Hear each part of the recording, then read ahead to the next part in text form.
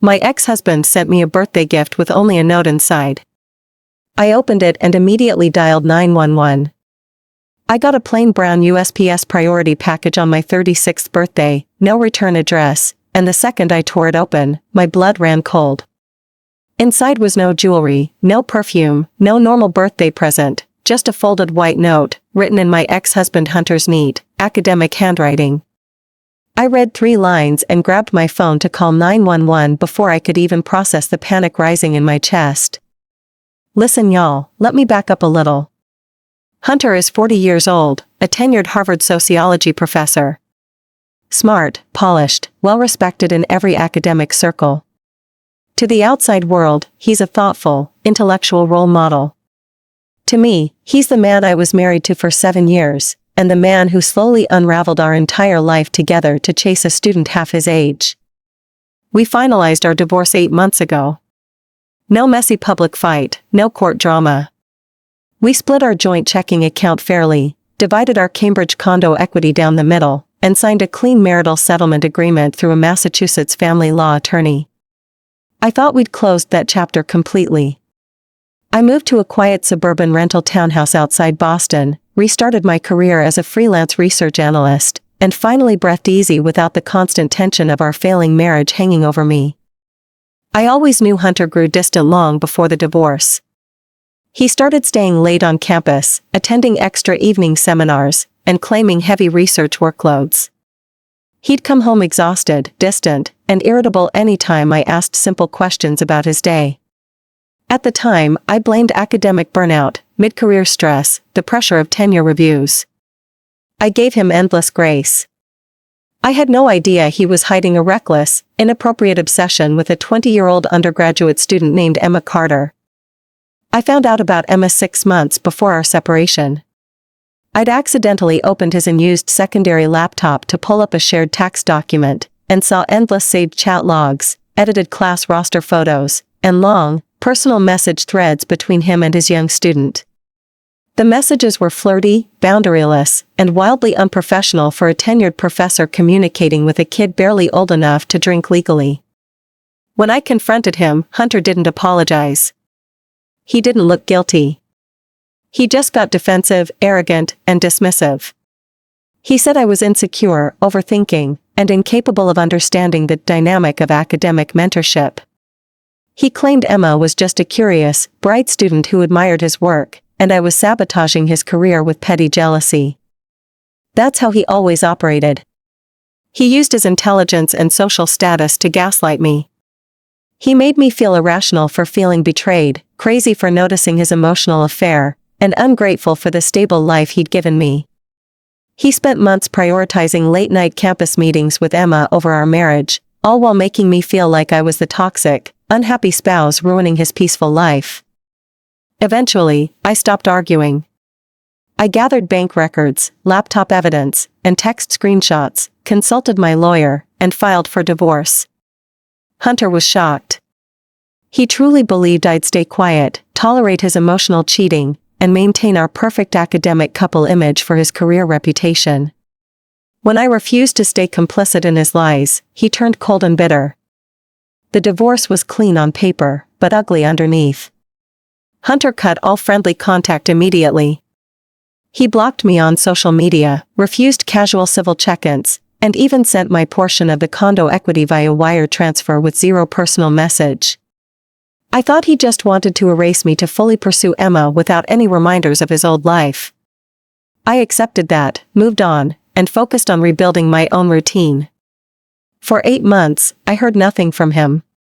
No calls, no texts, no random emails.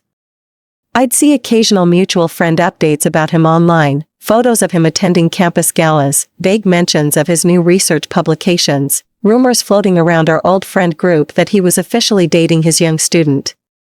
Everyone whispered about the huge age gap, the power imbalance between a professor and undergrad, but no one dared confront him. His reputation was too solid, his academic standing too respected. I avoided all gossip. I didn't comment, didn't ask questions, didn't stalk his profiles. I just wanted peace. I worked long hours on client research projects, kept my small circle of friends close, and enjoyed my first real stretch of calm in years. I truly believed Hunter and I were fully disconnected, two separate people living entirely separate lives. That's why the unexpected package on my birthday shook me to my core. It arrived around midday, dropped off by my regular USPS carrier, left on my front porch with no return label, no shipping name, no hint of who sent it. The packaging was plain, generic, the kind anyone could grab from a local post office with no digital trail. At first, I assumed it was a gift from one of my friends. I'd had several birthday plans lined up for the weekend, and my coworkers had joked about surprising me with a small gift basket. I carried it inside, set it on my kitchen counter, and sliced open the tape with a kitchen knife, excited for a harmless birthday surprise. There was absolutely nothing inside except a single folded sheet of white printer paper. No box, no gift wrap, no trinket, no card. Just one thin sheet of paper, folded perfectly in half, with handwriting I'd recognize anywhere. Hunter's penmanship was sharp, precise, almost robotic from years of academic note-taking and manuscript drafting. My brow furrowed immediately. I had no idea why my ex-husband would send me a blank package with only a note on my birthday. I unfolded it slowly, and my entire body went stiff the second I read the words printed across the page. He's got her. He thinks he's won. Every secret he buried is about to surface. I'm not the one you need to worry about today. My hands went numb. My throat tightened up, and I could barely breathe. The words were short, cryptic, and terrifyingly vague. There was no signature, no explanation, no context. Just those three chilling sentences, staring up at me from the paper. My mind raced a mile a minute. Who had he got? Who was in danger? Was it Emma? Was it someone from our old friend group? Was it me? Hunter was brilliant, calculated, and cold when crossed. He never did anything without a precise plan, and this anonymous, threatening note was no random mistake. Here's the thing. I'd always known there was more to Emma's sudden fixation on Hunter than a naive student crush. Even during our marriage, small clues never added up. Emma transferred into his advanced seminar class out of nowhere, despite her major not requiring the course. She showed up to every office hour, every public lecture, every campus event Hunter attended. She followed his schedule obsessively, way beyond normal student behavior. I'd briefly wondered back then if she had some hidden motive, if her attraction was too intentional to be natural. But after the divorce, I pushed those thoughts aside. I told myself it was just young infatuation, a starry-eyed kid crushing on a successful older professor. I didn't dig deeper. I didn't investigate. I just moved on. Now this note confirmed every unspoken suspicion. Something was very wrong. Something dangerous was unfolding, and Hunter was sending me a warning right before disaster struck. I didn't waste another second overthinking. I grabbed my phone, unlocked it, and dialed 911 immediately, my fingers shaking against the screen. The operator picked up within 2 rings, calm and professional, asking how she could help. I stared down at the note in my trembling hands, realizing in that moment that Hunter's warning was only the beginning. A massive, carefully planned revenge plot was already in motion, and I was accidentally caught right in the middle of it. This story is way more twisted than it looks. My ex-husband's creepy birthday note was not a threat, it was a desperate warning of a hidden revenge plot no one saw coming. Would you have called 911 right away? Drop your opinion below, share this story, and subscribe for more shocking real-life drama. I spoke to the 911 operator in a shaky but clear voice, holding the note tight between my fingers so I wouldn't crumple the only proof I had. I told her I'd received an anonymous threatening message from my ex-spouse, that the wording implied someone was in imminent danger, and that I feared a potentially violent situation was unfolding. I gave her my full suburban Boston address, my legal name, and explained the sender was my ex-husband Hunter, a Harvard professor with no prior criminal record but a history of calculated, manipulative behavior. Listen y'all, police protocol in Massachusetts takes ambiguous threat reports seriously, especially when they involve former domestic partners and unknown potential victims. The operator stayed on the line with me while dispatching 2 local patrol units to my neighborhood, instructing me to stay inside my locked home, avoid opening doors for anyone, and keep my phone in my hand at all times. I paced my living room floor, eyes glued to the front yard, my heart hammering so hard I could hear it in my ears. Within 7 minutes, I saw the flashing red and blue lights pull up outside my townhouse. 2 uniformed officers walked up my front steps, hands relaxed but alert, and I unlocked the deadbolt slowly to let them in.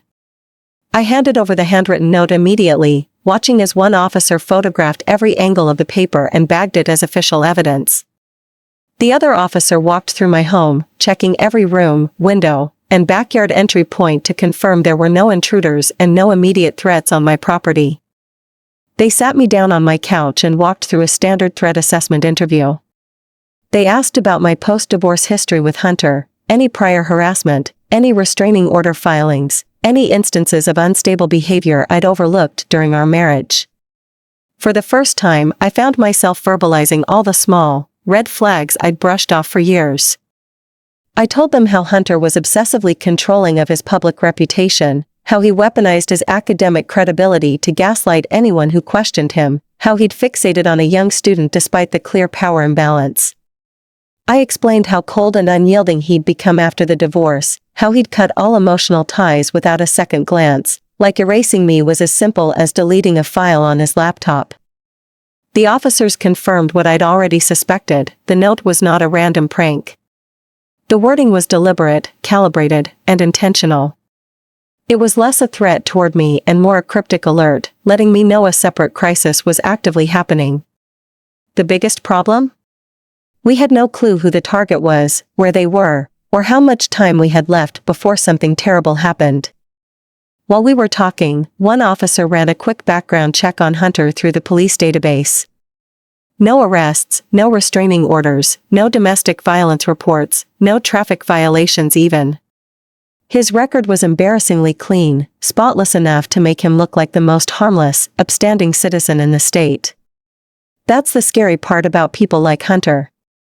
Intelligent, successful manipulators never leave obvious paper trails. They operate in shadows, hiding their chaos behind perfect resumes and respected community status. Before the officers left, they advised me to file an official police report for documentation, keep all future communication from Hunter, and install temporary doorbell camera alerts if I didn't already have them. They also told me they'd contact Harvard University campus police to do a welfare check on Emma, since she was the only obvious person connected to Hunter's recent volatile shift in behavior. Once the officers left my house, the quiet of my empty living room felt suffocating. The birthday joy I'd looked forward to all week was completely gone, replaced by cold, sharp anxiety. I'd spent 8 months rebuilding my peace, only to have Hunter's shadow crash back into my life uninvited. I sat down at my kitchen table and tried to piece together every odd detail I'd ignored about Emma and Hunter's relationship. Let me back up a little. During our final year of marriage, Hunter's research focus shifted entirely to youth behavioral psychology. He started teaching entry-level undergraduate seminars he'd never bothered with before, courses that drew hundreds of young freshmen and sophomore students every semester. That's where he first met Emma. Emma enrolled in his class the fall before our separation. She was young, quiet, extremely intelligent, and far too attentive for a typical undergrad. Most students attended lectures, submitted assignments, and moved on with their semester. Emma showed up to every single office hour, emailed Hunter daily with overly detailed questions, volunteered for every research assistant position he posted, and followed his personal social media accounts within weeks of enrolling. At the time, Hunter bragged constantly about her. He called her his star student, his most promising research recruit in years. He praised her work ethic, her insight, her unique perspective on adolescent behavioral studies. He spent hours mentoring her, staying late on campus, taking her out for campus coffee meetings that stretched long after dark. When I'd expressed discomfort with how much time he spent alone with a 20-year-old student, he'd mocked me for being jealous and insecure. He said I was stuck in an outdated, paranoid mindset, that academic mentorship required trust and open communication, and I was undermining his professional career with petty suspicion. He made me feel irrational for setting basic marital boundaries. Now I realize all that excessive attention was never one-sided. Emma didn't just stumble into a crush on her professor. She engineered every single interaction. She sought out his classes, monopolized his time, studied his habits, and embedded herself completely into his professional and personal life.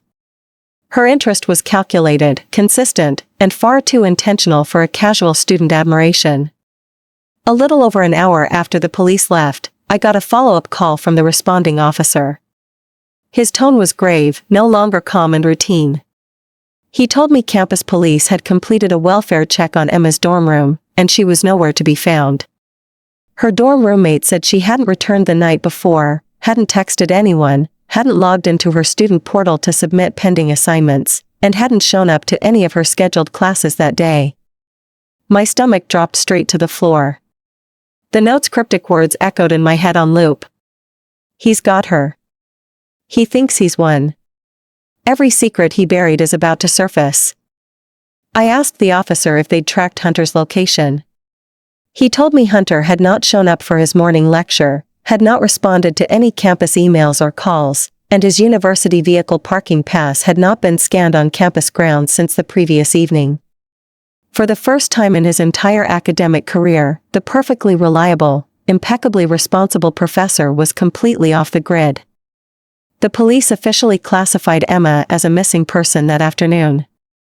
They told me Hunter was their person of interest, but without proof of abduction or harm, they couldn't issue an arrest warrant or launch a full statewide manhunt yet. All they could do was track his phone signal, monitor his bank transactions, and wait for him to make a move. I hung up the phone and stared at the evidence bag sitting on my counter, holding that single haunting note.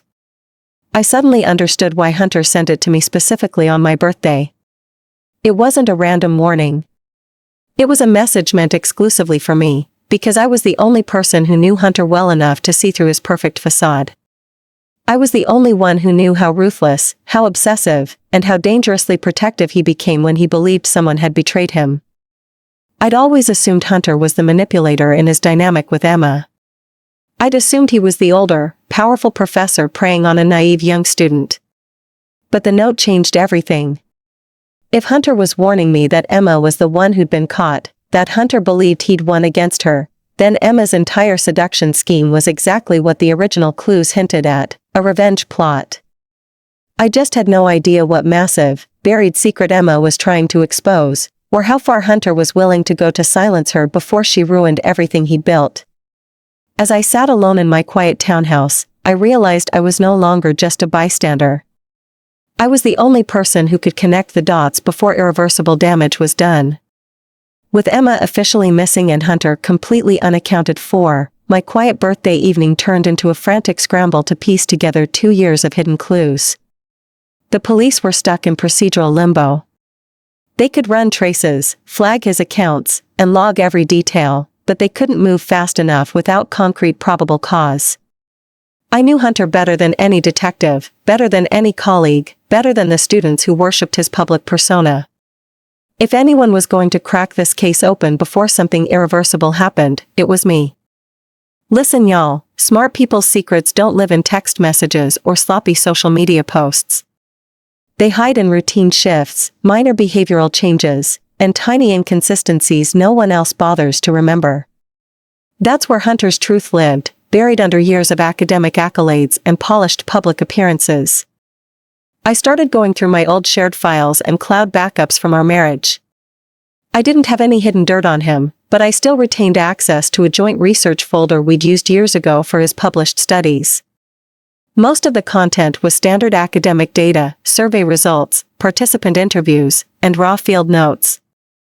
I'd ignored it during our divorce, writing it off as boring professional work that had nothing to do with our personal fallout.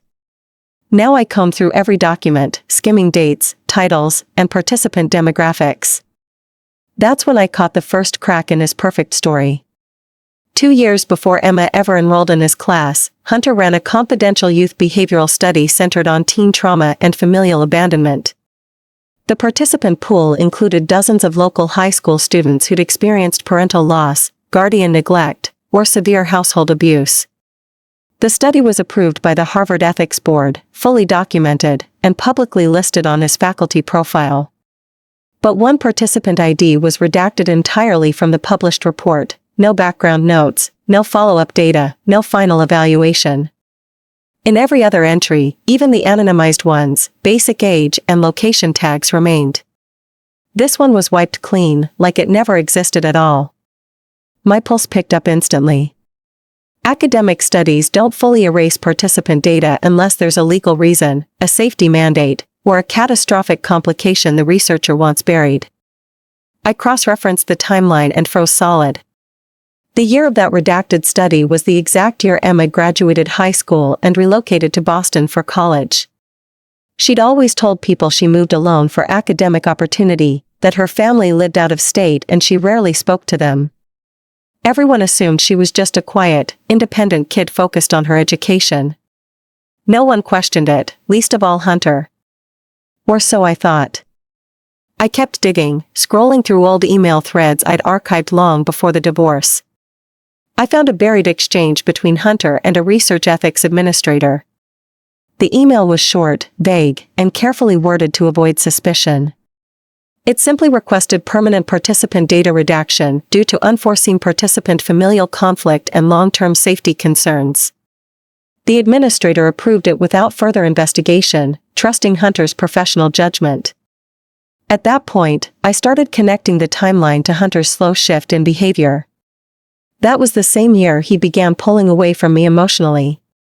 He started working later, growing irritable over small household issues, and fixating obsessively on protecting vulnerable youth research participants. He'd even argued with me once about setting stricter boundaries with students, claiming the world underestimated how dangerous family retaliation could be for young people. Back then, I thought he was just absorbed in his research subject matter. Now I realized he was speaking from personal experience. He'd already met Emma. He'd already gotten tangled up in whatever trauma she was running from. And he'd buried the proof so deeply that no one could link them before she ever stepped foot in his lecture hall. I pulled up Emma's student profile details I'd overheard him mention before the divorce. Her legal last name on university records matched the last name on that redacted participant file. She'd used a slight variation of her middle name for enrollment, subtle enough to avoid immediate detection but clear enough for anyone digging hard enough to spot the connection. Emma was not a random star student who fell for her professor. She was a former study participant who knew Hunter's work, knew his reputation, knew his patterns, and knew exactly how to fly under his radar. She transferred into his class intentionally, embedded herself into his research circle, and manufactured every moment of their so-called affair as a calculated play. I called the detective assigned to the missing person case immediately and relayed every detail. I told him about the redacted study data, the name discrepancy, the timeline overlap, and Hunter's unusual ethics request years prior. The detective went quiet on the line for several seconds, clearly shocked by the new layer of context no official report had uncovered. He told me campus police had also found another strange detail during their secondary dorm sweep. Emma's laptop was left open on her desk, half a document typed out and unsaved.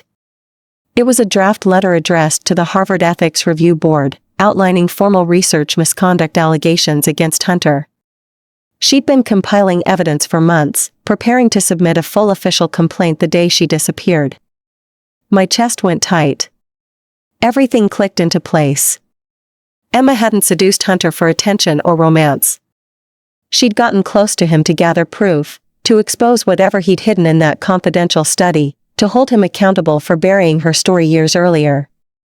The detective explained the situation was rapidly escalating. With proof of premeditated infiltration, hidden study records, and an unfinished misconduct complaint, Hunter was no longer just a person of interest. He was a prime suspect in a targeted witness tampering case, and potentially far worse. While I was still on the call, my phone buzzed with a blocked number text. It wasn't a long message, just one sharp, unsettling line that made my blood turn cold again. "You've started remembering. Don't dig any deeper." I knew instantly it was Hunter. No one else knew I was digging through old research files, no one else knew I'd uncovered the redacted study secret. He'd been watching me, waiting for me to piece the truth together, and now he was warning me to stop. The detective heard me gasp and told me to screenshot the message immediately, lock my devices, and disable all location sharing. He said Hunter's pattern was now crystal clear. He'd sent me the initial note to alert me the conflict was ending, thinking he'd neutralized Emma's threat. When I refused to stay quiet and started investigating, he turned his warning into a direct intimidation tactic. Here's the worst part, I realized I also had buried memories I'd ignored for years. During Hunter's study period, he'd come home stressed multiple nights, muttering about a participant whose family was powerful, corrupt, and capable of ruining lives to cover up scandal. He'd said he was stuck in the middle, forced to choose between professional ruin and staying silent about the truth. At the time, I'd comforted him, told him to follow protocol, encouraged him to let the ethics board handle the issue. I had no idea he'd chosen to cover it up entirely, erase the data, and abandon a vulnerable kid who'd trusted his research team for help. Now Emma was missing, Hunter was in hiding, and I was caught in the middle of a years-long cover-up I'd accidentally enabled with my own ignorance. If I kept digging, Hunter would no longer limit his threats to cryptic notes and anonymous texts. He'd come for me next. I ended the call with the detective with my hands still shaking, staring at the blocked text glowing dimly on my screen. I deleted nothing, screenshot everything, and forwarded every piece of evidence straight to the case file officer. I knew Hunter wasn't bluffing. For years, I'd watched him mask ruthless decisions behind calm, collected professionalism. He didn't make empty threats. He issued warnings before he acted, and I'd just crossed his invisible line. Listen y'all, I had to force myself to stay calm. Panic makes you careless, and careless people get caught off guard by people like Hunter. I locked all my doors, double-checked my window latches, and powered off my secondary tablet entirely. The detective was right, he'd been monitoring my activity, likely tracking old cloud file access logs tied to our shared account. That was how he knew I'd dug up the redacted study. I spent the next hour going through every faded memory I'd suppressed during our marriage, forcing myself to revisit the nights I'd brushed off his strange behavior as work stress. I remembered one specific night that now haunted me completely. It was pouring rain, late fall, the same year of the hidden study. Hunter came home soaked, his shirt wrinkled, his hands trembling slightly. He never trembled. He was always composed, always in control. He'd told me he'd stayed late to finish field interviews, that the weather had caught him off guard. He showered immediately, deleted dozens of files from his work laptop, and refused to talk about his day when I pressed him. Back then, I thought he was just burnt out from heavy research workloads. Now I knew exactly what had happened that night. He'd met with Emma's family.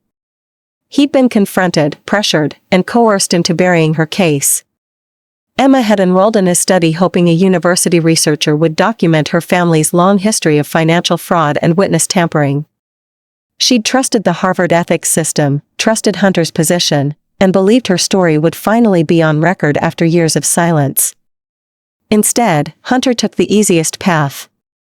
He redacted her entire participant profile, erased her testimony, and traded her safety for his career stability.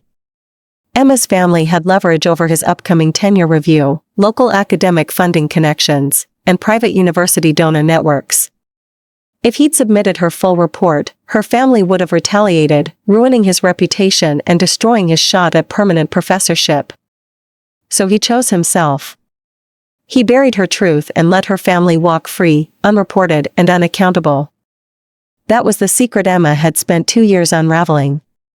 Her entire enrollment, her mentorship pursuit, her fake infatuation, every move was designed to get close enough to Hunter to find proof of his cover-up. She didn't want his attention. She wanted his internal files, his old field notes, any record he'd kept that could expose both her corrupt family and his unethical research misconduct. The more I pieced together, the angrier I got. Hunter had painted himself as the victim for years. He'd told everyone our divorce happened because I was bitter and insecure about his student friendship. He'd let people whisper that I'd ruined his life out of jealousy, while he hid the fact that his entire career was built on burying a vulnerable kid's testimony. Midway through my investigation, the detective called me back with breaking updates. State police had finally pinged Hunter's cell phone signal. He was 40 minutes outside Boston, in a remote wooded cabin area tucked away from main roads, a location with barely any security cameras or civilian traffic. It was a property registered under a generic LLC, untraceable to Hunter personally, which explained why it had taken so long to locate him. Even more alarming, cell tower data confirmed Emma's phone had been active at the exact same cabin location the night before going completely dark. There was no longer any doubt. Hunter had lured her there, isolated her, and cut off all her access to the outside world the second she finished drafting her ethics board complaint. The police mobilized a small tactical unit to move in quietly, avoiding any loud sirens that could alert Hunter and push him into desperate action. They instructed me to stay home, remain available for calls, and avoid responding to any more blocked messages. They warned me Hunter's state of mind was unpredictable now that his years-long cover-up was unraveling. While I waited for updates, I found one final buried piece of evidence in our old cloud drive. A tiny, unlabeled audio clip dated the same night Hunter came home soaking wet. It was barely 30 seconds long, recorded accidentally by his laptop's background mic during a late-night call. The audio was muffled, but the voices were clear enough to distinguish. I heard Hunter negotiating with a deep, authoritative male voice, begging for leniency, repeatedly promising the entire file would be erased permanently. He swore the participant would never have the resources or connections to come after them, that she'd be too young and powerless to cause trouble. My stomach churned. This was concrete proof. Proof of his deliberate cover-up, proof he'd knowingly silenced a minor's testimony to save his own career, proof every cruel choice Emma was trying to expose was 100% true. I sent the audio file directly to the detective, my hands shaking with relief and terror. This was the probable cause law enforcement needed to move forward with full arrest charges. No more procedural delays, no more waiting for new clues. Hunter's lies were fully documented, undeniable. Minutes after I submitted the audio evidence, my phone pinged again. Another blocked text, shorter and more menacing than the last. You ruined everything. Now you're part of it forever. My blood ran cold. Hunter knew I'd found the recording. He knew the game was over for him, and he was no longer just focused on silencing Emma. He was pulling me into the mess he'd created years ago, making me a target for his retaliation. I immediately forwarded the text to police and locked my front door deadbolt, pressing my back against the wall as I stared out my front window. The sky was dark now, streetlights flickering on across my quiet neighborhood. Everything looked normal, peaceful, safe. But I knew better. Hunter was brilliant, calculating, and completely unhinged now that his perfect life was collapsing. He had nothing left to lose. His career, his reputation, his carefully built public image, all of it was moments away from being destroyed. And people with nothing to lose are the most dangerous people alive. Before I could process my fear, my phone rang. It was the detective, his voice tight and urgent, no longer calm and procedural. They'd reached the cabin property. They'd breached the perimeter. And what they found waiting for them was nothing like any of us expected. I held my breath the second I answered the detective's call, every muscle in my body locked tight. I'd spent days unraveling Hunter's lies, digging up buried research cover-ups, and connecting every broken clue about Emma's secret revenge plot. I expected the worst. I thought they'd find harm, confrontation, or a desperate man's final attempt to erase his mistakes. But nothing could have prepared me for what he told me next.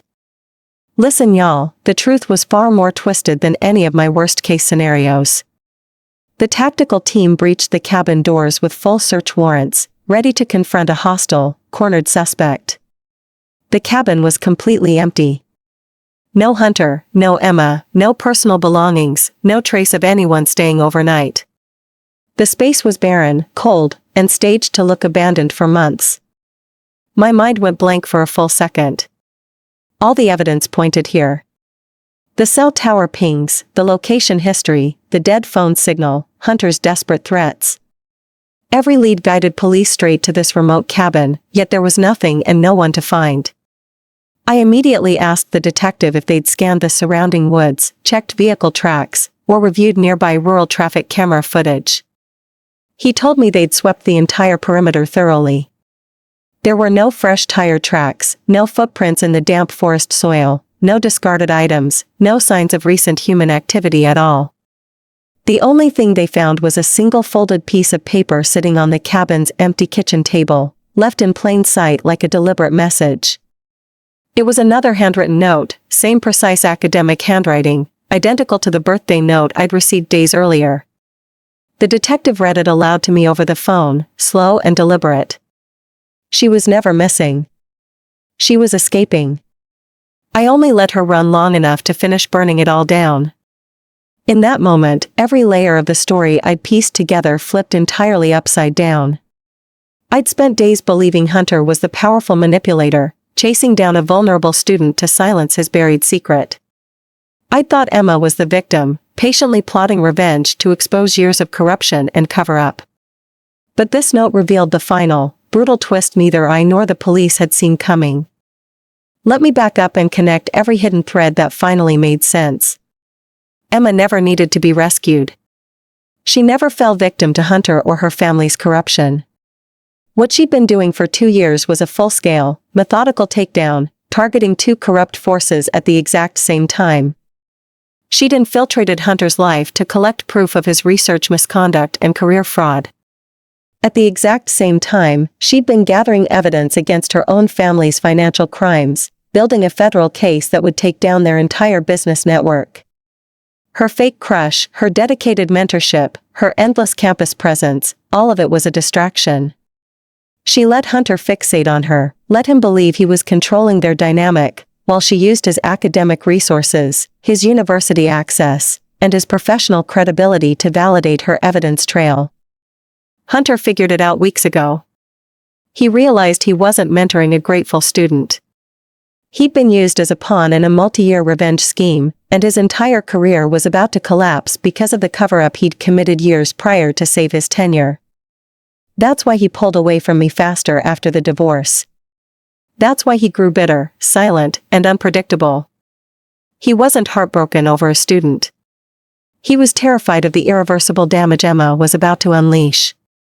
The cabin was never a prison for Emma. It was a decoy. Hunter intentionally left his phone signal there, let her device ping the location one final time, and staged the entire missing person scenario to redirect police attention. While every law enforcement officer in the county was sweeping rural woods and tracking false location data, Emma was free, offline, and finalizing her federal filings against her family.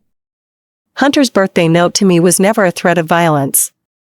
It was a bitter, defeated confession. He's got her. He thinks he's won. Those lines weren't about him capturing Emma. They were about Emma capturing him, using his own choices against him to ruin everything he'd spent his life building. Within hours of the cabin sweep, breaking news hit local law enforcement databases. Federal fraud warrants were filed against 6 members of Emma's family. Financial audit records, witness statements, and years of tampered business documents were submitted to the state attorney's office, all cross-referenced and validated with Harvard institutional research logs. The paperwork was airtight, irrefutable, and professionally compiled. Emma did it. She burned down every last secret. She took down her corrupt family and exposed Hunter's academic misconduct in one single, coordinated move. The following morning, Harvard University issued an official internal review notice. Hunter's tenured position was immediately suspended pending formal ethics investigation. All his published studies from the past 5 years were flagged for data verification, his research funding was frozen, and his faculty access was permanently revoked. The perfect reputation he'd spent decades cultivating crumbled overnight. Hunter never contacted me again. No more texts, no more notes, no more blocked number messages. He vanished entirely from public life. Mutual colleagues told me he'd vacated his campus office, terminated his lease, and left Massachusetts without a single forwarding address. He didn't fight the investigation, didn't appeal the suspension, didn't attempt to clear his name. He simply disappeared, defeated and exposed. A week later, I received a short, unmarked email from an anonymous address. It was from Emma. No greeting, no signature, just one simple sentence. "Thank you for finding the truth when he tried to bury me twice." I never replied. I didn't need to. I finally understood every quiet choice, every calculated move, every confusing contradiction that had haunted my marriage and my post-divorce life. Emma wasn't a villain, and Hunter wasn't a misunderstood genius victim. They were two people trapped in the fallout of a years-old lie, playing a high-stakes game of manipulation and survival. The aftermath lingered long after the news faded from local headlines. Hunter's academic career is permanently destroyed, his professional reputation unsalvageable. Emma's family faces felony fraud charges and lengthy court proceedings, their business empire dismantled and seized by state auditors. The University Ethics Board still has an open case file on Hunter's misconduct, with no scheduled closing date. People in our old academic circle still whisper about the scandal. Some side with Hunter, painting him as a man ruined by a vengeful kid. Others praise Emma's bravery for taking on powerful family corruption and institutional cover-ups at such a young age. No one sees the full picture except me. I learned the hardest truth that birthday week: the most dangerous lies aren't the ones you catch early. They're the ones buried by respected people, hidden behind credentials, trust, and public admiration. Smart, successful people don't crash and burn from one bad choice. They crumble from years of hidden compromise, quiet corruption, and selfish decisions they think they'll never pay for. I moved forward with my life, but I never fully shook the weight of that situation. I still wonder where Hunter went, how Emma's court case will resolve, and how many other buried secrets are still hiding behind perfect public facades in elite academic spaces. Some stories don't have clean, happy endings. Some truths only leave you with quiet clarity and permanent unanswered questions. What started as a strange birthday gift uncovered years of academic corruption, family fraud, and mutual manipulation. No one in this story was purely good or entirely evil, everybody had secrets. If you love suspenseful real-life stories with shocking twists and no perfect endings, like, share, and subscribe. Let me know who you think was the real victim in the comments.